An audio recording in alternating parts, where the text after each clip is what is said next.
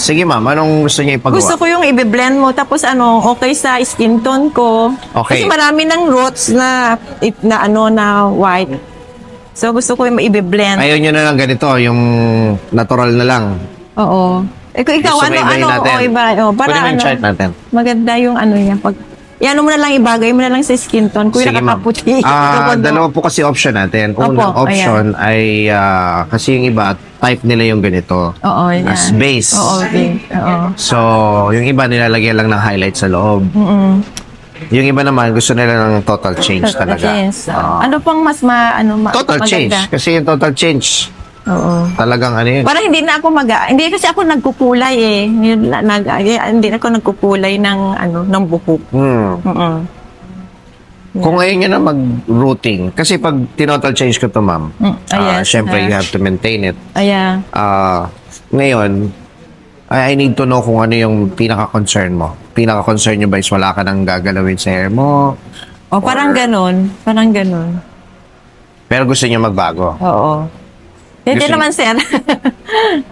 Kasi medyo confusing yun. Kasi kung hindi tayo magbabago, edi ganito na siya. Di ba? Ngayon kung lalagyan ko naman ng highlight, sige, dito tayo sa chart. Para mas madali mag-usap. Yep. Okay. Ayun ma'am, dalawang option natin. Either ganito na, or lalagyan lang ng highlight. Or babaguhin natin. Yan, pipili. Subukan mo pumili, ma'am, ng... Ano yung na babagay sa skin tone ko na lang, sir?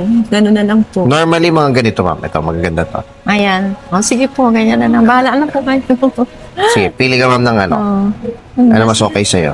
Ano kayo mas... Ito. Ano mas darker na...